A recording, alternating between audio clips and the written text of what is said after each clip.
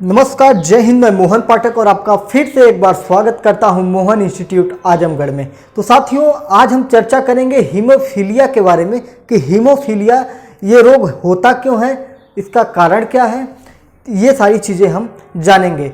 अब इसको हम जानेंगे क्यों, किस दृष्टि से जानेंगे, तो ये हमारा जो यूपी टीईटी का बाल विकास है, चाइल्ड डेवलपमेंट है, उसी के अंतर्गत ये भी टॉपिक आपका आता है जो आपके रोग से संबंधित होता है। तो हीमोफीलिया एक ऐसा विकार होता है, इसके बारे में एक बेसिक नॉलेज आपको देता हूँ कि हीमोफीलिया एक ऐसा विकार होता है जो वंशानुगत होता है, वंशानुक्रम होता है, लैंगिकता के कारण आता है व्यक्ति के अंदर।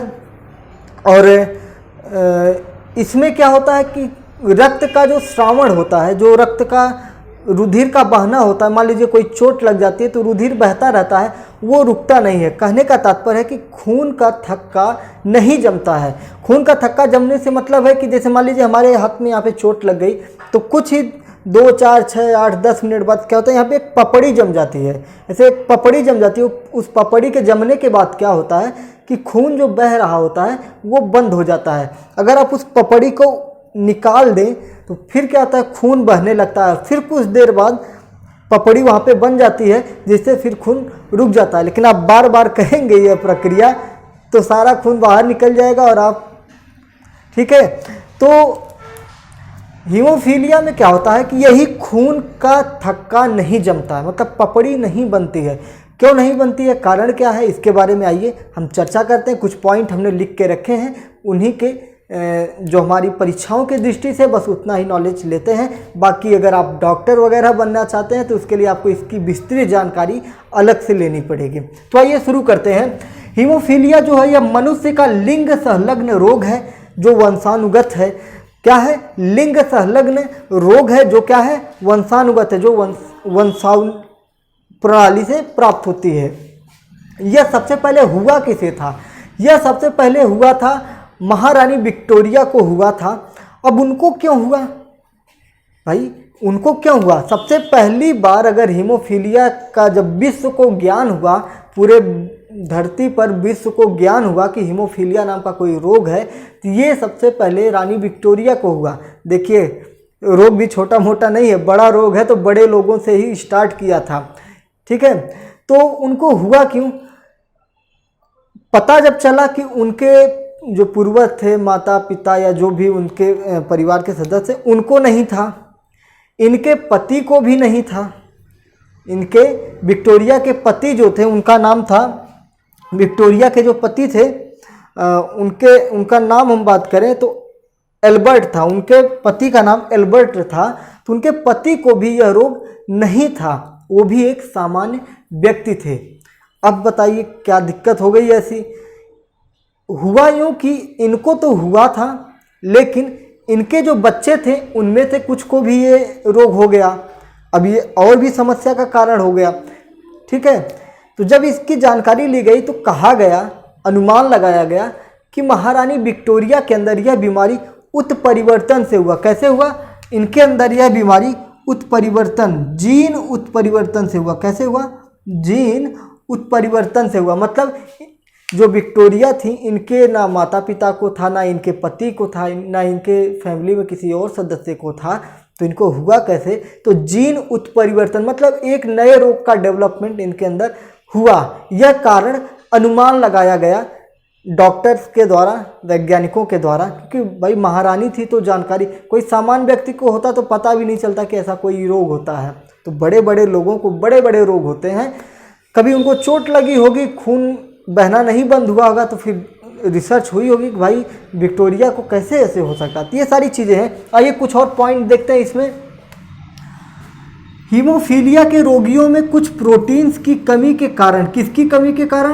प्रोटीन्स की कमी के कारण रुधिर का थक्का नहीं जमता है। ठीक है, रुधिर का थक्का नहीं जमता है। जो हीमोफीलिया का रोग है, मैं बार बार कह रहा हूँ कि इसमें रुधिर का थक्का नहीं जमता है, रुधिर बराबर बहता रहता है। अगर चोट लग जाती है तो खून क्या होता है, हमेशा बाहर निकलते रहता है, बंद। जब पपड़ी नहीं बनती है, ब्रेकर नहीं बनता है, तो कैसे भाई खून रुकेगा? आगे देखते हैं। इसलिए इसे रक्त श्रावण के नाम से भी जाना जाता है। इसका एक और नाम क्या है? रक्त हीमोफीलिया का अन्य नाम की बात करें, अन्य नाम की बात करें तो रक्त श्रावण, ठीक है, रक्त श्रावण के नाम से भी इसे जाना जाता है। हीमोफीलिया का अन्य नाम क्या है? रक्त श्रावण है। आगे जानते हैं। और इसमें क्या, अगर शीघ्र उपचार नहीं किया गया, शीघ्र उपचार नहीं किया, अगर किसी को चोट लग गई, मान लीजिए कि कोई व्यक्ति हीमोफीलिया से पीड़ित है और उसका एक्सीडेंट हो जाता है या उसे किसी प्रकार से कोई चोट लग जाती है जिसमें उसके मांसपेशियों से खून बहने लगता है, तो अगर तुरंत उसका उपचार नहीं करवाया जाएगा तो उस व्यक्ति की मृत्यु हो सकती है, क्योंकि खून का बहना बंद नहीं होगा और लगातार खून बहते रहेगा, लगातार खून बहते रहेगा, जिससे व्यक्ति के अंदर खून की कमी हो जाएगी।